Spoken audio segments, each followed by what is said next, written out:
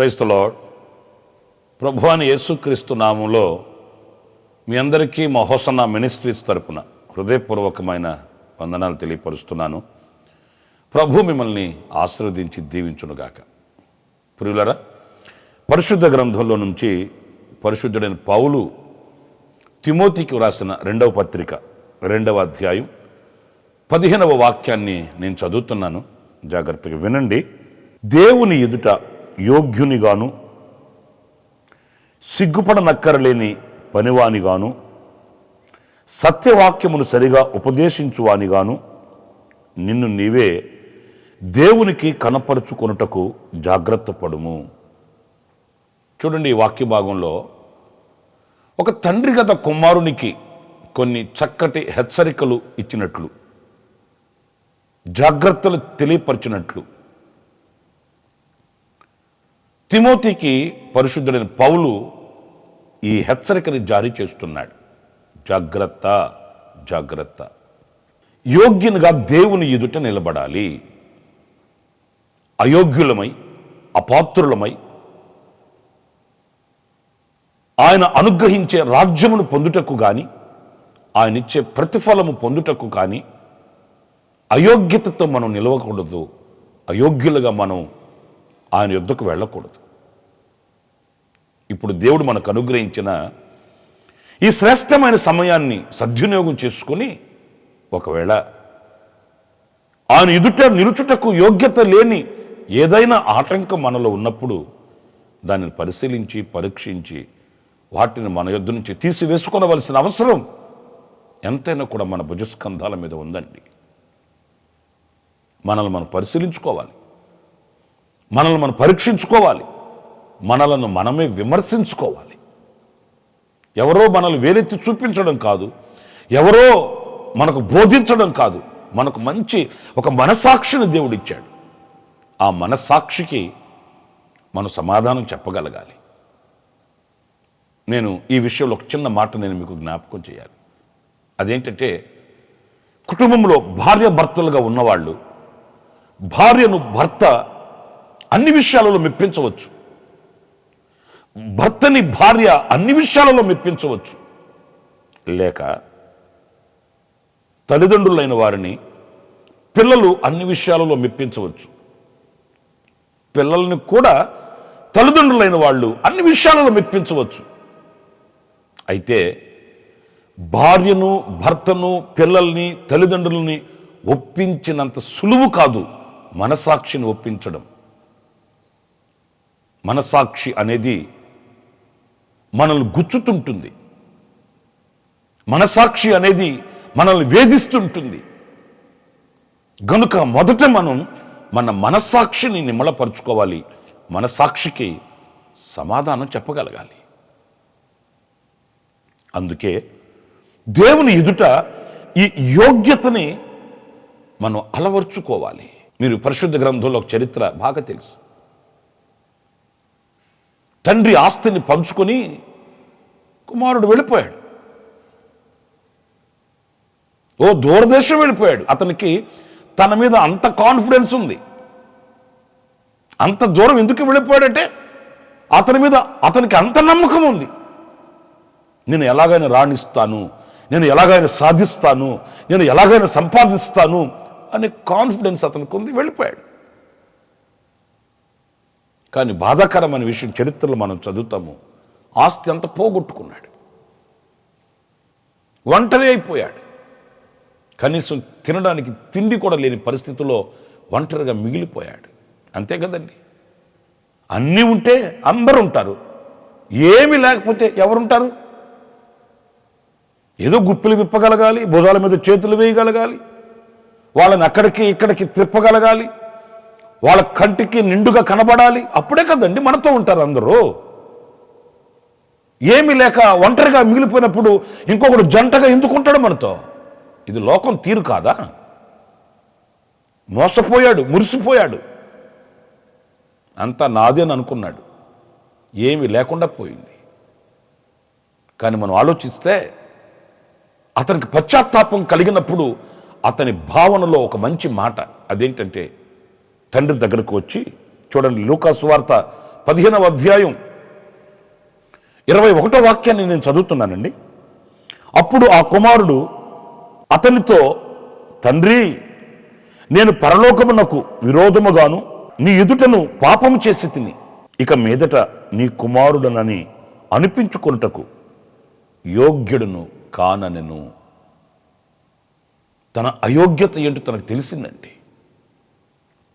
నీ మాట వినలేదు, నీ ఆలోచన నమ్మలేదు, నీ ఎదుట విధేయతను చూపించలేదు, నీ ప్రేమను నేను అర్థం చేసుకోలేదు. మరి ఇన్ని విధాలుగా విరోధముగా పాపం చేసిన నేను నీ ఎదుట నిలిచే యోగ్యత నాకు ఎక్కడిది? కుమారుడను అని అనిపించుకున్నట్టుకు నేను యోగ్యుడను కానయ్యా. నిజమే, ఈరోజు మనం ఆయన ఎదుట నిలుచుటకు యోగ్యులమా అయోగ్యులమా?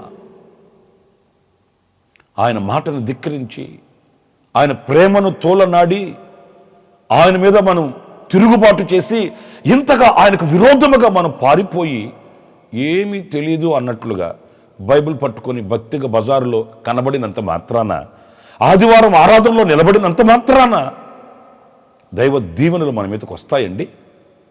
దేవుని కృప మన మీదకి దిగి వస్తుందా? కాదు కదా. అందుకనే జాగ్రత్త అనే పదాన్ని దైవజనుడైన పౌలు ఉపయోగించాడు. నీవు ఆ తండ్రి ఎదుట యోగ్యునిగా నిలబడాలి. మీరు చూడండి, పరిశుద్ధ గ్రంథంలో రూతును గురించి మనం చదువుతున్నప్పుడు బోయాజు చక్కటి మాట ఆమెతో చెబుతున్నాడు. నేను ఆ మాటని చదువుతాను.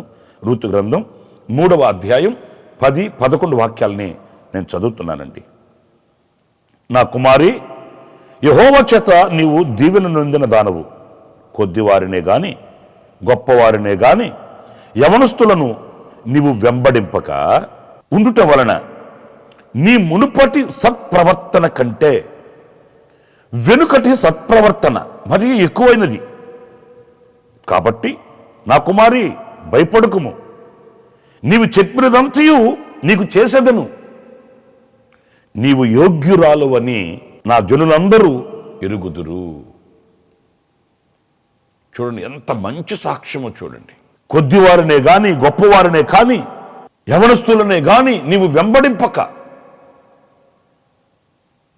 నీ సత్ప్రవర్తన ఎలాంటిది అనంటే, ఒకప్పుడు నీకున్న ప్రవర్తన కంటే ఇప్పుడు నీ ప్రవర్తన మరీ శ్రేష్టమైనది. వాస్తవంగా రాను రాను కాలం గడిచే కొద్దీ భక్తిలో సన్నగిల్లిపోతుంటారండి. ఒకప్పుడు మనం తీసుకున్న నిర్ణయాలు ఇప్పుడు కనబడకపోవచ్చు, పెద్ద ఆశ్చర్యమేమీ లేదు.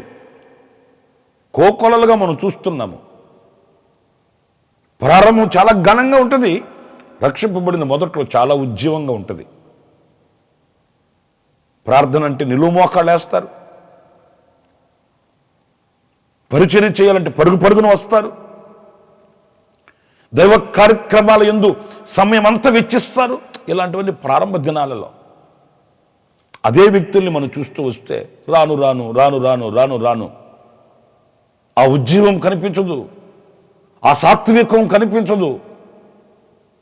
వాళ్ళలో ఉన్న నిర్ణయాలు కానివ్వండి, ఒడంబడికలు కానీ నీరు గారిపోతుంటాయి. ఇంకా ఎక్కువ గట్టిగా మాట్లాడితే మనుషులే కనబడకుండా అంతర్ధానం అయిపోతారు. ఇది జరుగుతున్నది. కానీ ఈమెలో అలాంటిది కాదట. మునుపటి సత్ప్రవర్తన కంటే ఇప్పుడు నీ సత్ప్రవర్తన మరీ ఎక్కువైనది, మరీ శ్రేష్టమైనదిగా నేను చూడగలుగుతున్నాను. ఈ దీవెనలు పొందుకోవడానికి నీవు యోగ్యురాలవమ్మా. ప్రియులారా, యోగ్యులకి దీవెన అనుగ్రహింపబడుతుంది. అంతే కదండి. యోగ్యత లేని వానికి ఏదైనా అనుగ్రహిస్తే దాని విలువ వానికి ఏం తెలుస్తుంది? కనుక ఈ రూతుని గురించి మనం చదువుతున్న మాట, ఆమె యోగ్యురాలు. అందుకే ఆమె ఒడిలో ఆయన కొలత వేసి ఆయన దీవెనలు మరి అనుగ్రహించినట్లు, ఆమె తిని తృప్తి పొంది ఇంకా మూట కట్టుకొని తీసుకుని వెళ్ళినట్లు వాక్యం సెలవిస్తుంది. మనం తిని తృప్తి పొంది ఇంకా మిగిల్చే అనుభవాలలో, ఇంకా అనేకులకు అనుగ్రహించే అనుభవాలలో నేనొక్క మాట నేను మిమ్మల్ని అడుగుతున్నాను. అనేక సంవత్సరాల నుంచి మీరు కన్నీళ్లు కార్చి ప్రార్థిస్తున్నారే, ఎందుకు దీవెనలు పొందుకోలేకపోతున్నారు? అనేక విషయాల నిమిత్తమై కన్నులు కార్చి ఉపవాసం ఉండి ప్రార్థన చేస్తున్నారే.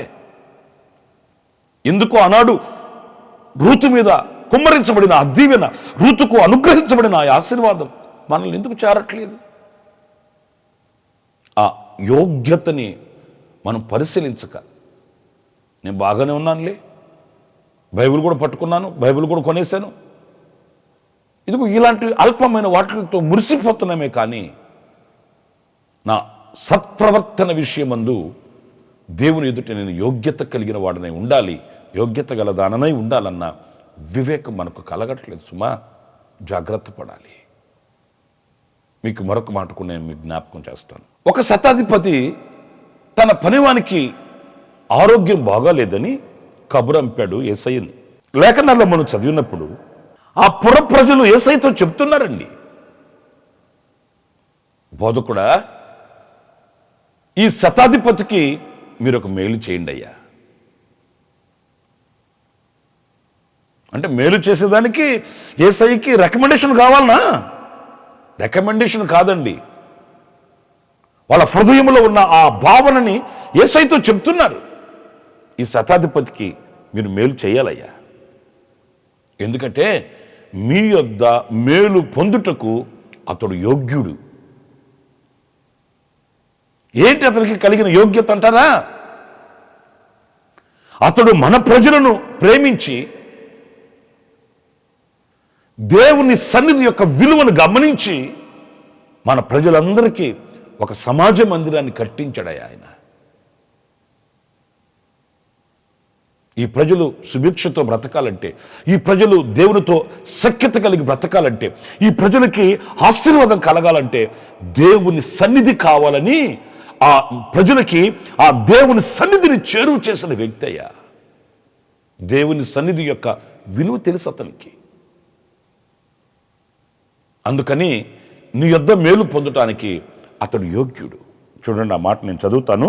లూకాసు వార్త 7వ అధ్యాయం 2వ వాక్యం దగ్గర నుంచి నేను చదువుతున్నానండి. ఒక శతాధిపతికి ప్రియుడైన దాసుడొకడు రోగి అయి చావ సిద్ధమై ఉండెను. శతాధిపతి యేసును గురించి విని ఆయన వచ్చి తన దాసును స్వస్థపరచవలెనని ఆయనను వేడుకొనుటకు యూదుల పెద్దలను ఆయన యొద్దకు పంపెను. వారు యేసునద్దకు వచ్చి, నీ వలన ఈ మేలు పొందుటకు అతడు యోగ్యుడు, అతడు మన జనులను ప్రేమించి మనకు సమాజ మందిరము తానే కట్టించనని ఆయనతో చెప్పి మిక్కిలి బతిమాలుకొనిరి. ఎంత చక్కటి మాటలో చూడండి. యూదా పెద్దలు వచ్చి యేసయ్యను బతిమాలుతున్నారట, అయ్యా ఆయనకు ఒక మేలు చేయండి అయ్యా, తప్పనిసరిగా ఆయనకి మేలు చేయాలయ్యా, ఎందుకంటే ఈ మేలు పొందుటకు ఆయన యోగ్యుడయ్యా. ప్రియా దేవుని బిడ్డలారా, మరి దేవుని దగ్గర మేలు పొందుకోవడానికి ఈ యోగ్యత మనకుందా? దేవుని సన్నిధి యొక్క విలువ మనకు తెలుసా? దేవుని ఆలయం యొక్క విలువ మనకు తెలుసా? ఆయన సన్నిధిలో ఉన్న దీవెనల యొక్క ఆ గ్రహింపు మనకు తెలుసా? తెలియదు. మరి ఎలా మనం దీవించబడతాము? ఎలా మనం ఆశీర్వదించబడతాము? ఈ యోగ్యత విషయమై విమర్శ మనకి ఏనాడైనా కలిగిందా? ఆ విమర్శ మనకు కావాలి. దేవుని సన్నిధిలో ఉన్న ఆ అచంచలమైనటువంటి దీవెనకరమైన అనుభూతిని నేను ఎంతవరకు పొందుకున్నాను? కొంతమంది తెలుసండి, వాళ్ళు దేవుని మందిరానికి ఎప్పుడు వస్తారంటే అక్కర్లు వచ్చినప్పుడు వస్తారు, అపాయంలో ఉన్నప్పుడు వస్తారు, ఆవేదన కలిగినప్పుడు వస్తారు, ఇక ఎవ్వరు సహాయం చేసేవాళ్ళు లేరు అని అందరూ చేతులు ఎత్తేసిన ఆ పరిస్థితుల్లో అప్పుడు వస్తారు దేవుని మందిరానికి. వాళ్ళకి అన్నీ సౌఖ్యంగా సమృద్ధిగా ఉంటే దేవుని మందిరము వైపు కూడా కనులెత్తి చూడరండి. దేవుని సన్నిధికి వాళ్ళు ఎప్పుడు కూడా మక్కువతో రారండి. నా ప్రియ సహోదరులారా, ఆ విలువ తెలిసిన వ్యక్తి దేవుని యొక్క మేలు పొందుకోక తప్పడండి. ఎందుకంటే దేవుని మందిరంలోని మేలుల చేత వారు తృప్తి నొందిరి అని వాక్యంలో మనం చదువుతామండి. మేము తృప్తి నొందుచున్నామని వాక్యంలో మనం చదువుతామండి. మరి ఆ దేవుని మందిరంలోని మేలులతో మనం తృప్తి నొందే ఆ యోగ్యతని మనం కలిగి ఉండాలి. ఆఖరిగా ఇంకొక చిన్న మాట చెప్పి ముగించేస్తాను. సొలొమోను కంటే ముందుగా అదోనియా అనే వ్యక్తి తనను తానే రాజుగా పట్టాభిషేకం చేయించేసుకొని తనకు తానే చాటు చెప్పించేసుకున్నాడు, నేనే రాజునని. ఈ చరిత్ర మీకు బాగా తెలుసు అనుకుంటాను. ఆ తర్వాత దావీదుకి ఆ విషయం తెలిసింది ప్రవక్త ద్వారా. ప్రవక్తను పిలిపించి ఈ సొలొమోన్ని రాజుగా అభిషేకించమని ఆజ్ఞ ఇచ్చాడు. ఇప్పుడు సొలొమోను రాజయ్యాడు. అదోనియాకి గుండె దడ పెరిగిందండి. ఈ సొలొమోనికి నన్ను ప్రాణంతో ఉంచడు, ఎందుకంటే నాకై నేను పట్టాభిషేకం చేయించేసుకొని నాకై నేను రాజుగా ప్రకటించేసుకున్నాను. ఇప్పుడు తండ్రి అయిన దావీదు సొలొమోనుని రాజుగా చేశాడు. ఇప్పుడు అతను తేలిగ్గా విడిచిపెట్టేస్తాడా? చంపేస్తాడు నన్ను అని పరిగెత్తుకుంటూ వెళ్ళి ఆ బలిపీఠపు కొమ్ముల్ని పట్టుకున్నాడు. రాజుల మొదటి గ్రంథం 1వ అధ్యాయం 51వ వాక్యం దగ్గర నుంచి నేను చదువుతున్నానండి. అదోనియా రాజైన సొలొమోనునకు భయపడి బలిపీఠపు కొమ్ములను పట్టుకొని, రాజైన సొలొమోను తన సేవకుడనైన నన్ను కత్తి చేత చంపకుండా ఈ దినమున నాకు ప్రమాణము చేయవలనని మనవి చేయనట్లు సొలొమోనునకు సమాచారం రాగా, సొలొమోను ఇలాగూ సెలవిచ్చెను, అతడు తన్ను యోగ్యునిగా అగపరుచుకొనిన ఎడల అతని తల వెంట్రుకలలో ఒకటైనను కింద పడదు. సొలొమోను తక్కువనుడేం కాదండి. అదోనియాతో సొలొమోను చెప్తాడు, నన్ను చంపద్దు, నాకే హాని కలగకూడదు, నన్ను క్షమించు అని అనడం కాదురా బాబు. ఇంత ద్రోహానికి నువ్వు ఒడికట్టావు, ఇంత ఘాతకానికి నువ్వు దిగి వచ్చావు. తండ్రి చెప్పకుండానే, తండ్రి ఉండగానే ఆ తండ్రి స్థానాన్ని కొట్టేయాలని, సంపాదించుకోవాలని దొడ్డిదారిలో, దొంగదారిలో నువ్వు సింహాసనం ఎక్కావు. మరి అంత చేసి ఇప్పుడు నాకేం జరగకూడదు, నాకే హాని కలగకూడదు, నాకు ప్రాణి హాని కలగకూడదు, నాతో నిబంధన చెయ్యి అంటే ఎట్లా? ఒకటి, నిన్ను నీవు యోగ్యునిగా కనపరుచుకొనిన ఎడలా, ఓ కన్నీడు కార్చి ఏడ్చి అయ్యో తప్పైపోయింది, అయ్యో ఇదైపోయింది అని అనడం కాదు.